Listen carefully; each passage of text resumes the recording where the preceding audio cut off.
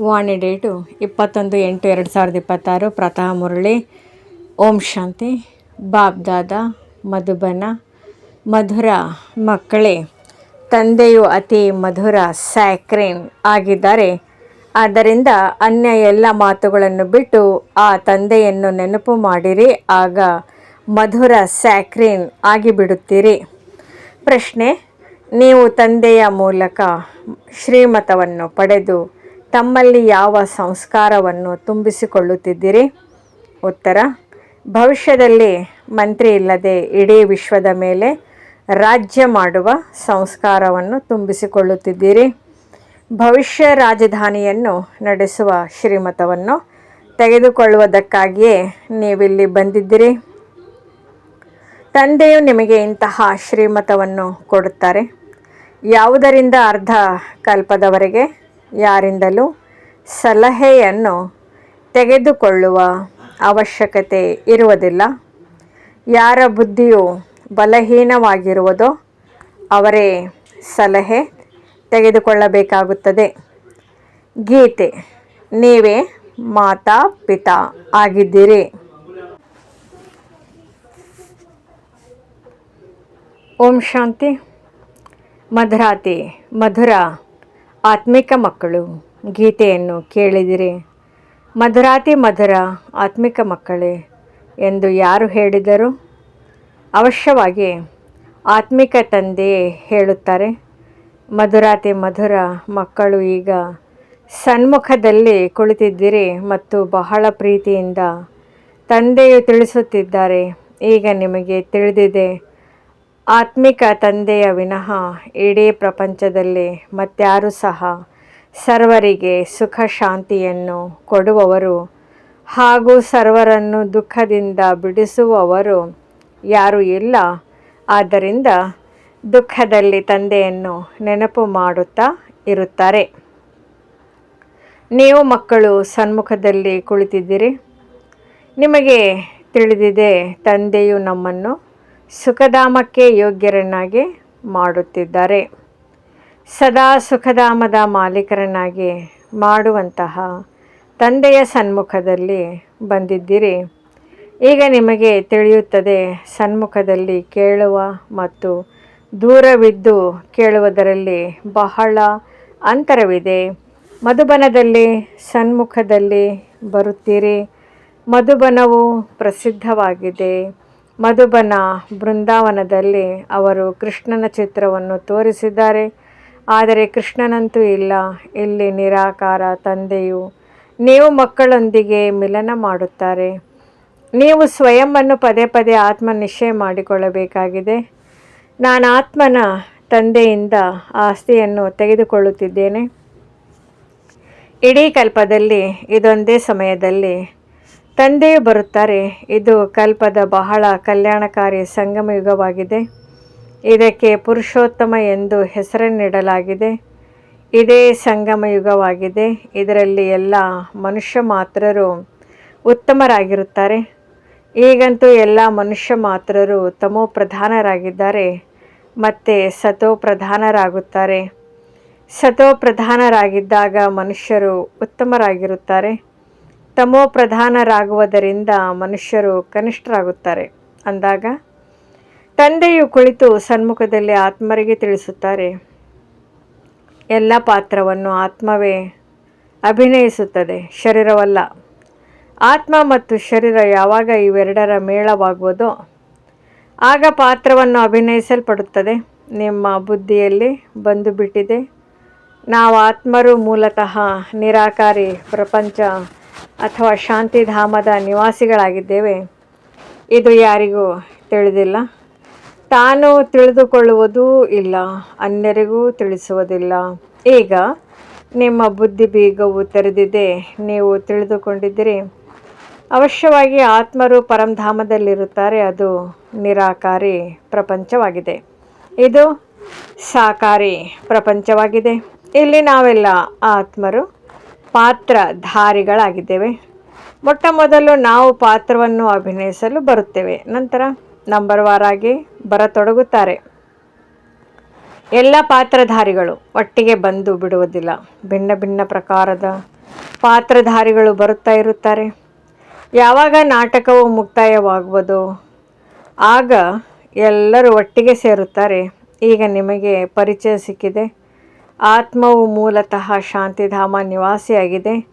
ಇಲ್ಲಿಗೆ ಪಾತ್ರವನ್ನು ಅಭಿನಯಿಸಲು ಬರುತ್ತದೆ. ತಂದೆಯು ಇಡೀ ಸಮಯ ಪಾತ್ರವನ್ನು ಅಭಿನಯಿಸಲು ಬರುವುದಿಲ್ಲ. ನಾವೇ ಪಾತ್ರವನ್ನು ಅಭಿನಯಿಸುತ್ತಾ ತಮೋಪ್ರಧಾನರಾಗಿ ಬಿಡುತ್ತೇವೆ. ಈಗ ನೀವು ಮಕ್ಕಳಿಗೆ ಸನ್ಮುಖದಲ್ಲಿ ಕೇಳುವುದರಿಂದ ಬಹಳ ಆನಂದವಾಗುತ್ತದೆ. ಇಲ್ಲಿ ಆಗುವಷ್ಟು ಆನಂದವು ಮುರಳಿಯನ್ನು ಕೇಳುವುದರಿಂದ ಆಗುವುದಿಲ್ಲ.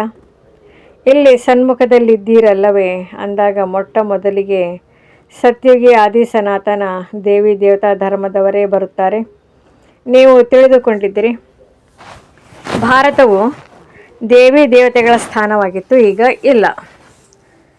ಚಿತ್ರಗಳನ್ನು ನೋಡುತ್ತೀರಿ ಅಂದಾಗ ಅವಶ್ಯವಾಗಿ ಇದ್ದರೂ ಮೊಟ್ಟ ಮೊದಲು ನಾವು ದೇವಿ ದೇವತೆಗಳಾಗಿದ್ದೆವು. ತಮ್ಮ ಪಾತ್ರವನ್ನು ನೆನಪು ಮಾಡಿಕೊಳ್ಳುತ್ತೀರೋ ಅಥವಾ ಮರೆತು ಹೋಗುತ್ತೀರೋ?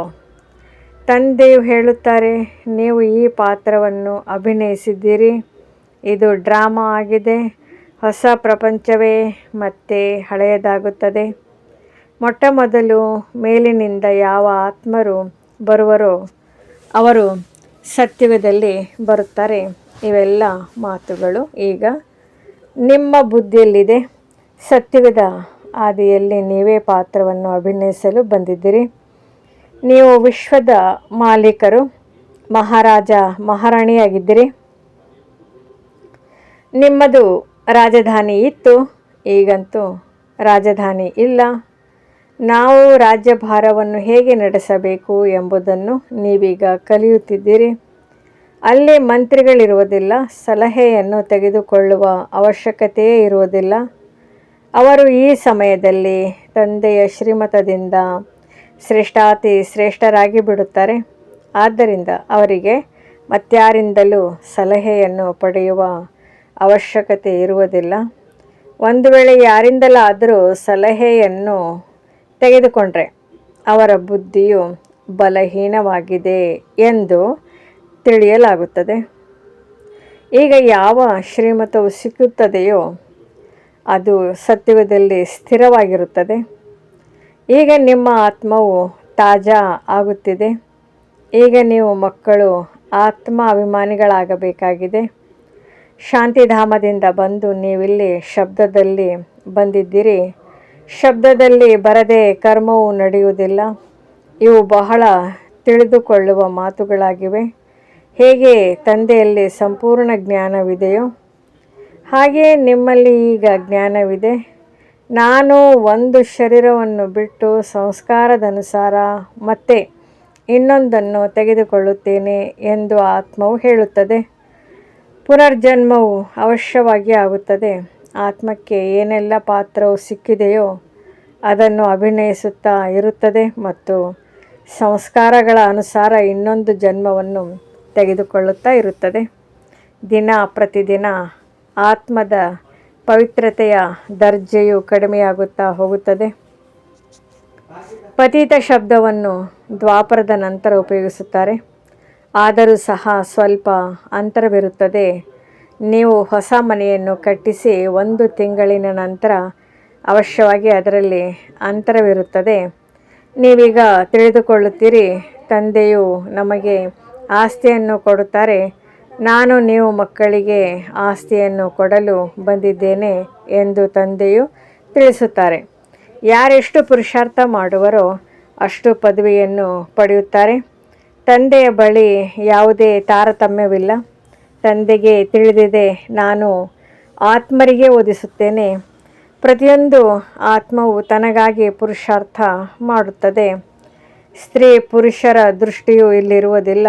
ನೀವೆಲ್ಲ ಮಕ್ಕಳು ಬೇಹದ್ದಿನ ತಂದೆಯಿಂದ ಆಸ್ತಿಯನ್ನು ಪಡೆಯುತ್ತಿದ್ದೀರಿ. ಎಲ್ಲ ಆತ್ಮರು ಸಹೋದರರಾಗಿದ್ದೀರಿ. ನಿಮಗೆ ತಂದೆಯು ಓದಿಸುತ್ತಾರೆ, ಆಸ್ತಿಯನ್ನು ಕೊಡುತ್ತಾರೆ. ತಂದೆಯೇ ಆತ್ಮಿಕ ಮಕ್ಕಳೊಂದಿಗೆ ಮಾತನಾಡುತ್ತಾರೆ. ಹೇ ಮುದ್ದಾದ ಮಧುರ ಅಗಲಿ ಹೋಗಿ ಮರಳಿ ಸಿಕ್ಕಿರುವ ಮಕ್ಕಳೇ, ನೀವು ಬಹಳ ಸಮಯದಿಂದ ಪಾತ್ರವನ್ನು ಅಭಿನಯಿಸುತ್ತಾ ಈಗ ತಮ್ಮ ಆಸ್ತಿಯನ್ನು ಪಡೆಯಲು ಪುನಃ ಬಂದು ಮಿಲನ ಮಾಡಿದ್ದೀರಿ. ಇದು ಸಹ ಡ್ರಾಮಾದಲ್ಲಿ ನಿಗದಿಯಾಗಿದೆ. ಆರಂಭದಿಂದ ಹಿಡಿದು ಪಾತ್ರವು ನಿಗದಿಯಾಗಿದೆ. ನೀವು ಪಾತ್ರಧಾರಿಗಳು ಪಾತ್ರವನ್ನು ಅಭಿನಯಿಸುತ್ತಾ ಇರುತ್ತೀರಿ. ಆತ್ಮವು ಅವಿನಾಶಿಯಾಗಿದೆ. ಇದರಲ್ಲಿ ಅವಿನಾಶಿ ಪಾತ್ರವು ತುಂಬಲ್ಪಟ್ಟಿದೆ. ಶರೀರವಂತೂ ಬದಲಾಗುತ್ತಿರುತ್ತದೆ. ಬಾಕಿ ಆತ್ಮವು ಕೇವಲ ಪವಿತ್ರನಿಂದ ಅಪವಿತ್ರವಾಗುತ್ತದೆ. ಸತ್ಯುಗದಲ್ಲಿ ಪಾವನರು ಇರುತ್ತಾರೆ. ಈ ಪ್ರಪಂಚಕ್ಕೆ ಪತಿತ ಪ್ರಪಂಚವೆಂದು ಹೇಳಲಾಗುತ್ತದೆ. ಈಗ ಸುಖಧಾಮವು ಸ್ಥಾಪನೆಯಾಗುತ್ತದೆ. ಉಳಿದೆಲ್ಲ ಆತ್ಮವು ಮುಕ್ತಿಧಾಮದಲ್ಲಿ ಇರುತ್ತಾರೆ. ಈಗ ಈ ಬೇಹದ್ದಿನ ನಾಟಕವು ಮುಕ್ತಾಯವಾಗಿದೆ. ಎಲ್ಲ ಆತ್ಮರು ಸೊಳ್ಳೆಗಳ ಉಪಾಧಿಯಲ್ಲೇ ಹೋಗುವರು. ಈ ಸಮಯದಲ್ಲಿ ಯಾವುದೇ ಆತ್ಮವು ಮೇಲಿನಿಂದ ಬಂದರೂ ಸಹ ಪತಿತ ಪ್ರಪಂಚದಲ್ಲಿ ಅದಕ್ಕೆ ಏನು ಬೆಲೆ ಇರುತ್ತದೆ? ವಾಸ್ತವದಲ್ಲಿ ಯಾರು ಮೊಟ್ಟ ಮೊದಲು ಪ್ರಪಂಚದಲ್ಲಿ ಬರುವರೋ ಅವರಿಗೆ ಬೆಲೆ ಇರುತ್ತದೆ. ಹೊಸ ಪ್ರಪಂಚವಿತ್ತು, ಅದು ನಂತರ ಹಳೆಯದಾಗಿದೆ. ಹೊಸ ಪ್ರಪಂಚದಲ್ಲಿ ದೇವತೆಗಳಿದ್ದರು, ಅಲ್ಲಿ ದುಃಖದ ಹೆಸರು ಇರಲಿಲ್ಲ. ಇಲ್ಲಂತೂ ಅಪಾರ ದುಃಖವಿದೆ. ತಂದೆಯು ಬಂದು ದುಃಖದ ಹಳೆಯ ಪ್ರಪಂಚದಿಂದ ಮುಕ್ತರನ್ನಾಗಿ ಮಾಡುತ್ತಾರೆ. ಈ ಹಳೆಯ ಪ್ರಪಂಚವು ಅವಶ್ಯವಾಗಿ ಬದಲಾಗಲಿದೆ. ಹೇಗೆ ಹಗಲಿನ ನಂತರ ರಾತ್ರಿ, ರಾತ್ರಿಯ ನಂತರ ಹಗಲಾಗುತ್ತದೆ. ನೀವು ತಿಳಿದುಕೊಳ್ಳುತ್ತೀರಿ, ಅವಶ್ಯವಾಗಿ ನಾವು ಸತ್ಯುಗದ ಮಾಲೀಕರಾಗುತ್ತೇವೆ. ಅಂದಮೇಲೆ ನಾವೇಕೆ ಆತ್ಮ ನಿಶ್ಚಯ ಮಾಡಿಕೊಂಡು ತಂದೆಯನ್ನು ನೆನಪು ಮಾಡಬಾರದು? ಸ್ವಲ್ಪವಾದರೂ ಪರಿಶ್ರಮ ಪಡಬೇಕಾಗುವುದು. ರಾಜ್ಯ ಪದವಿಯನ್ನು ಪಡೆಯುವುದು ಸಹಜವೇನಲ್ಲ. ತಂದೆಯನ್ನು ನೆನಪು ಮಾಡಬೇಕಾಗಿದೆ. ಮಾಯೆಯ ಅದ್ಭುತವೇನೆಂದರೆ ಪದೇ ಪದೇ ನಿಮಗೆ ಮರೆಸಿಬಿಡುತ್ತದೆ. ಇದಕ್ಕಾಗಿ ಉಪಾಯ ರಚಿಸಬೇಕು. ನನ್ನವರಾದರೆ ನೆನಪು ಸ್ಥಿರವಾಗಿ ನಿಲ್ಲುತ್ತದೆ ಎಂದಲ್ಲ. ಅಂದಮೇಲೆ ಪುರುಷಾರ್ಥವನ್ನೇನು ಮಾಡುತ್ತೀರಿ? ಎಲ್ಲಿಯವರೆಗೆ ಜೀವಿಸಬೇಕಾಗಿದೆಯೋ ಅಲ್ಲಿಯವರೆಗೆ ಪುರುಷಾರ್ಥ ಮಾಡಬೇಕಾಗಿದೆ.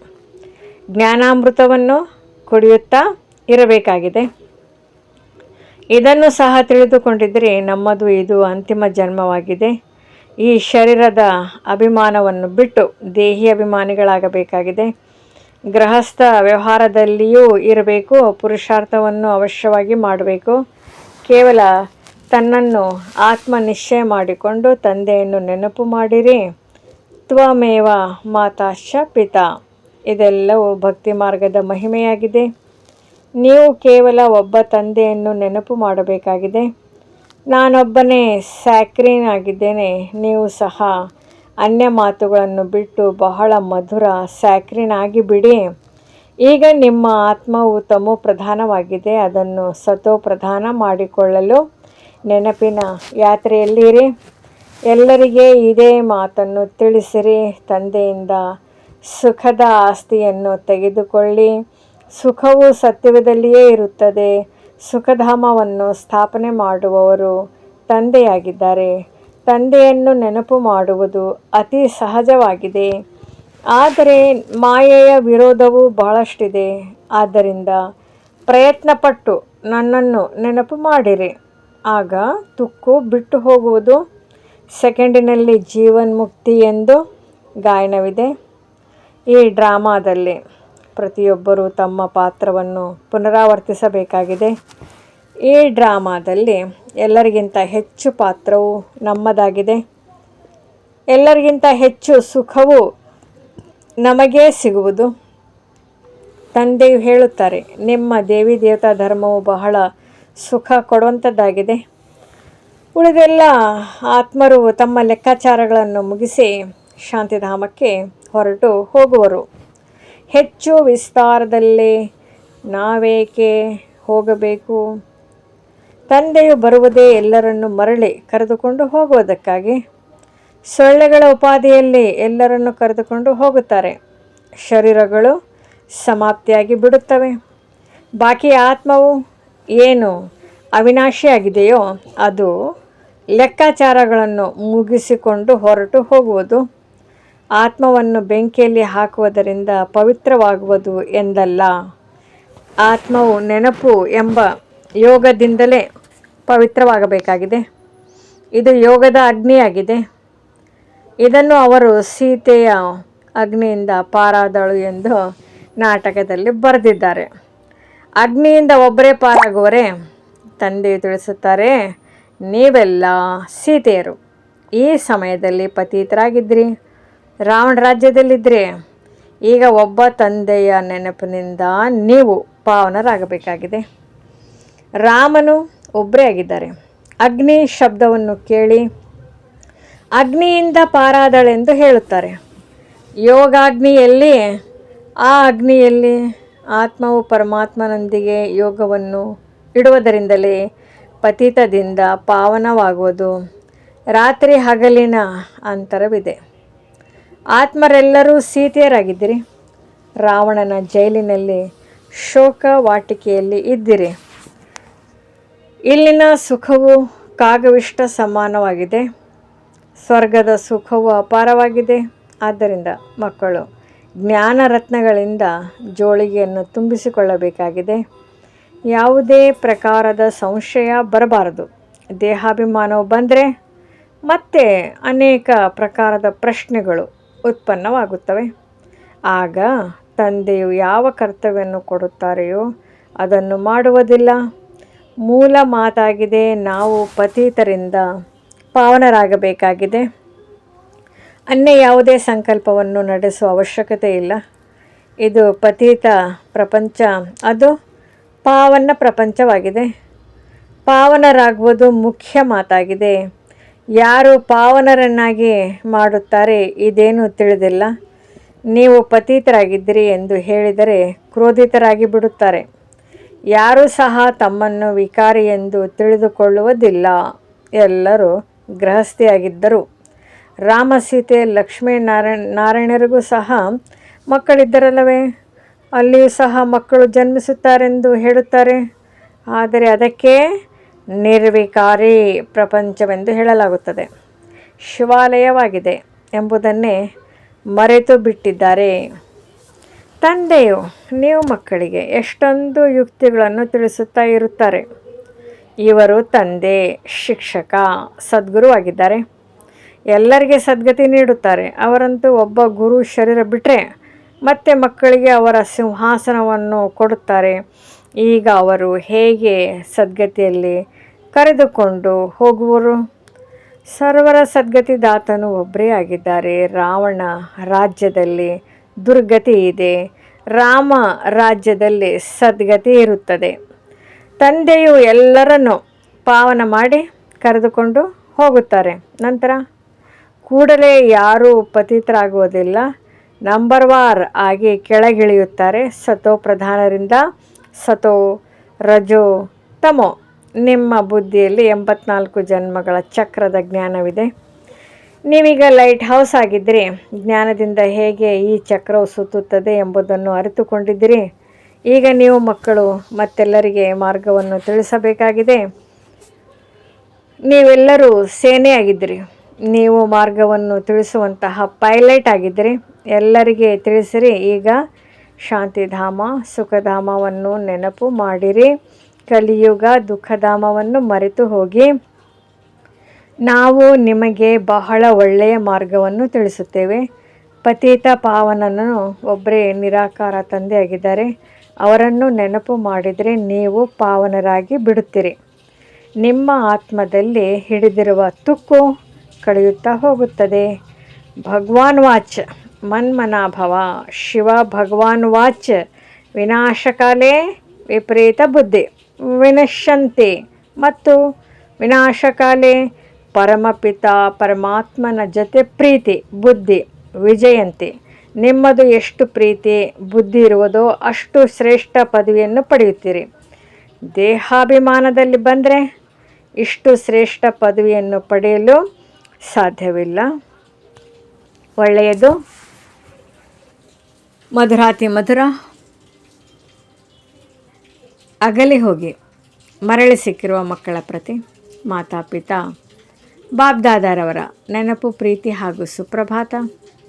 ಆತ್ಮಿಕ ಮಕ್ಕಳಿಗೆ ಆತ್ಮಿಕ ತಂದೆಯ ನಮಸ್ತೆ. ಧಾರಣೆಗಾಗಿ ಮುಖ್ಯ ಸಾರ. ಮೊದಲನೇದು, ಜ್ಞಾನ ರತ್ನಗಳಿಂದ ತಮ್ಮ ಜೋಳಿಗೆಯನ್ನು ತುಂಬಿಸಿಕೊಳ್ಳಬೇಕಾಗಿದೆ. ಯಾವುದೇ ಪ್ರಕಾರದ ಸಂಶಯವನ್ನು ತರಬಾರದು.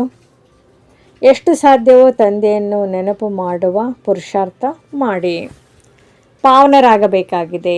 ಅನ್ಯ ಪ್ರಶ್ನೆಗಳಲ್ಲಿ ಹೋಗಬಾರದು.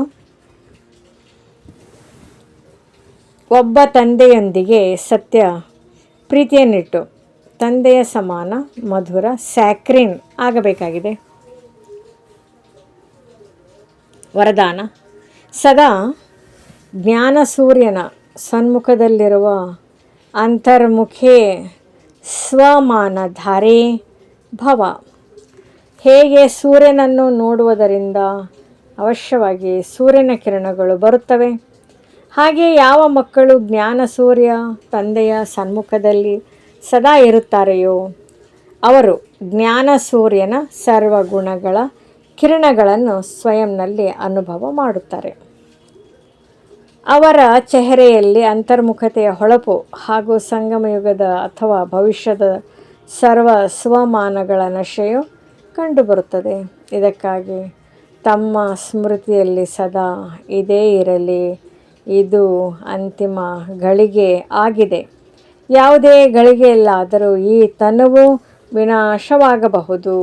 ಆದ್ದರಿಂದ ಸದಾ ಪ್ರೀತಿ ಬುದ್ಧಿಯವರಾಗಿದ್ದು ಜ್ಞಾನ ಸೂರ್ಯನ ಸನ್ಮುಖದಲ್ಲಿರುತ್ತಾ ಅಂತರ್ಮುಖತೆ ಅಥವಾ ಸ್ವಮಾನದ ಅನುಭೂತಿಯಲ್ಲೇ ಇರಬೇಕಾಗಿದೆ.